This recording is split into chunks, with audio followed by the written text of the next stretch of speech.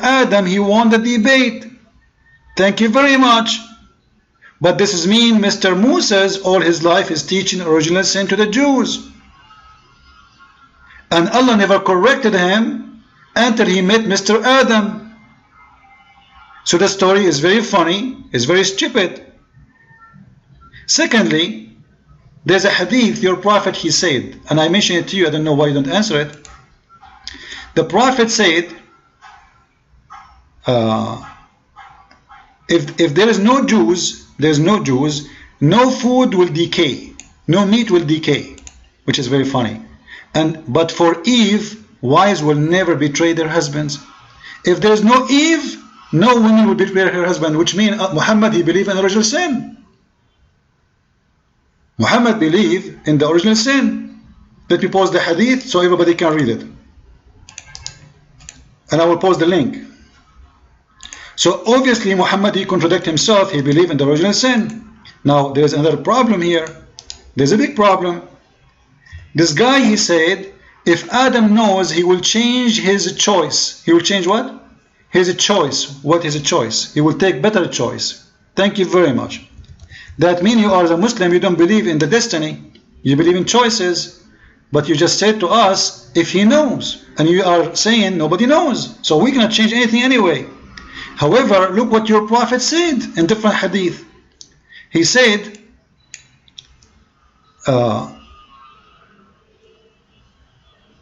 in the judgment day, a believer, he will be doing the will, or he will be doing the act of a good believer, until between him and heaven is a distance of a cubit.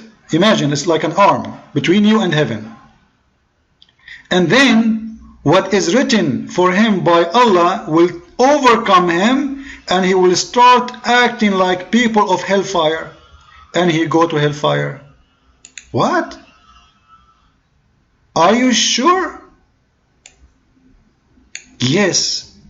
This is what Muhammad, he said. Suddenly, what is written by Allah will overcome him. Which means, it doesn't matter what you try to do. It doesn't matter what you, which is a contradiction for the first hadith. Which is a contradiction for everything. Because when you are saying to me, my fate is written for me to do something, and then you say to me, your fate is what is written by Allah for you, and is going to happen at the end, not in the beginning. Let me show you the hadith. Let me pause for everybody. This is Muhammad swearing by Allah. This is Muhammad swearing by Allah. Alright? I'm going to give the whole room a red dot. I don't want to do that. Just freeze the text, please. Don't move the text. So we can read. By him, alright? Read the hadith with me. By him, beside whom, wherever Muhammad is swearing by Allah, that one of you is going to act like people of deserving paradise, until between him and paradise a distance of a cubit. Until between him and paradise there remain but a distance of a cubit, very close, when suddenly the written destiny overcome him, and he begins to act like the people of hellfire, and he go to hell. So what the point of being a believer? Why I want to go to hellfire? Look guys, why we go to hellfire? Because what is written for us. Not because what we do, because what Allah has written for us. Look at this guy, look at this Abdul. This Abdul, he pray, he kill a Christian, he rape Christian women, he kidnap kids, he have sex with kids, he's doing everything according to Islam to go to heaven. And suddenly, what is written by Allah for him will overcome. Do you see it? And then he start acting as people of hellfire, and he go to hell. Why he go to hell? Because what is written for him taken over. Unbelievable. The poor guy was praying to Allah. The poor guy, he joined Al-Qaeda, he joined ISIS, he killed many people. He killed lizard, because Muhammad, he said, if you kill one lizard, as if you killed 100 Christian men. You believe it? Killing one lizard in Islam is more better than killing 100 Christian. So he's doing everything he can do. and then suddenly what is written for him overcome and he go to hell. So what's the point of being a Muslim? Are we following people in the room? Are we following? As long at the end of the day is what is written for me is going to take me to hellfire or will take me to heaven. So what's the point of believing or disbelieving? There's no point. Mr. Justice, I have a debate here. You don't like it? You are in a rush? Take the bus and go. Okay? Be sure, take halal bus. So obviously, Islam is a stupid religion. Because there is no point to believe or not to believe. You are going to hell or to go to heaven. It's up to Allah. It's what is written for you. It's not what you behave. And not only this, Allah will make you do what you don't want to do. Look at this guy, the poor guy. I really feel sorry for this Abdul. This guy, he prayed 5 times a day. He joined Hamas. Then he changed his mind, he joined Al-Qaeda. Then he changed his mind, he joined ISIS. Then he changed his mind and he joined whatever. And then after all of this, what is written for him will overcome and he will go to hellfire. Like what? The poor guy, all the prayer he did, he married 4 women, he have 70 kids. He gave charities to the Muslims. He hate the Christians. He killed the Jews. He even maybe commit suicide bombing. After all of this, there's a distance between him and heaven, almost 1 arm. And then what is written for him will take over and he will go to hell? Do you have an answer, Mr. Badr? The mic is yours. Go ahead.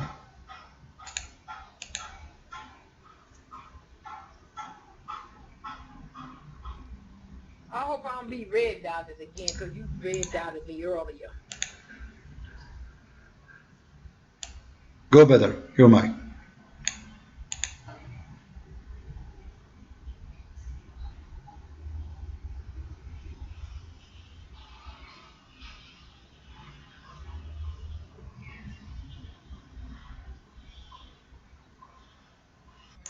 My mic clear? Is my voice clear? Thank you. My voice is clear? It's clear? Okay. Thank you, Christian Prince, for hosting me. We need to clarify a point here. I see you basting hadith, basting this. This is for the Christians in this room and the bashers of Islam. It's something which is interesting. To me, we need to understand how to interpret the scripture. Interpretation is very important, and this is a core and essence issue. You got to understand. Now Allah tells us in the Holy Quran that Allah has revealed the Quran and also the Sunnah is a form of revelation for the Prophet to interpret it. And that's why Allah gave Jesus and the Prophets the scripture so they would explain it during their lifetime. So your interpretations, to me as a Muslim, is baseless, have nothing to do with me, and have nothing to do with Islam, because you are not following the methodology that the scripture of the Islam tells you. So if I come to you, Christian Prince, you say something, who should I ask for to interpret it for me? I should come to you, the source of this talk, to explain it to me. You're not doing that way. You're not coming to the houses from the doors. And that's why your methodology is wrong. Quoting here and there from the Sunnah of the Prophet ﷺ, giving them your own interpretation is wrong. It is your basic methodology and pathway and guidelines is wrong. That's why what is built upon it is wrong. I'm sorry to say that, but See, brother, you are giving me a speech of Mona Lisa. There's no answer. What about you explain to us the hadith instead of giving us about you don't know, you don't understand, you don't have good interpretation, you are wrong in the interpretation. You give me the interpretation then. Stop giving me shish kebab falafel speeches. Give us the correct interpretation. I gave you a hadith. I gave you 2. I gave you 3, which is accurate. See, I'm not like you. I give proofs. So you blame me for giving you proofs. And when we give you the proof, what you say, you do not know what they mean. Well, give us what they mean. So take the mic, please, and tell me what they mean. You're a prophet. He is saying it doesn't matter what you do. There's a distance between you and heaven, it's 1 cubit, almost there. And then what is written for you by Allah will overcome. This is madness. I want you in the front of the room to explain to us what's happening. Why a Muslim, he pray all his life. He bow down to Allah 5 times a day. He worship Him, he fought for Him, he do jihad for Him. And then there is a distance of 1 arm between him and heaven. And then what is written for him will take over. What is justice? There is no justice. So don't tell me I have wrong interpretation. I did not give interpretation. It's clear. Correct, guys? I'm not giving interpretation. It says what is written. There is a distance between him and heaven, almost 1 arm. And then what is written by Allah, his destiny will overcome. Your mic. So please don't give me a like open speech. Give me an answer for this. How this happened? How what is written by Allah will overcome you as a good person, as a good Muslim? The one who hate the Christian, the Jews, the good Muslim. Suddenly, what will happen? What is written for you will take over, you go to hell. How you can trust Allah? I cannot trust Allah. Guys, according to this hadith, we can trust Allah, right? Because Allah in the Quran says, if you, those who believe in Allah and the last days, etc., there is no problem, you go to heaven. And then he said to us in the hadith, it doesn't matter if you believe or not. What is written for you will take over. Are we following, people in the room? Are we following? When Allah in the Quran says, who believe, those who believe in Allah and His Prophet and the Judgment Day, which is called the pillars of Islam, there is no worry about him, he go to heaven. And then later we find that this is not really the way to go to heaven. The way to go to heaven is what is written for you in your destiny. It's not what you believe. The mic is yours. Go ahead. Go ahead, Badr.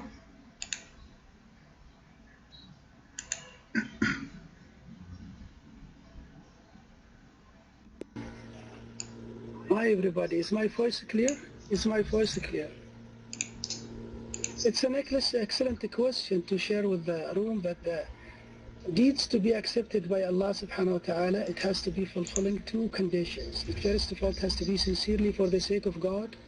Secondly, it has to be according to the way of the Prophet Muhammad sallallahu alaihi wasallam, peace be upon him. Now Allah is not being unjust. Allah knows the sincerity of the people. So for example, if I claim that I am a Muslim and I pray 5 times a day and do these things, but Allah knows what is in my heart. Allah knows what is in my heart. Brother, don't play stupid with me, please.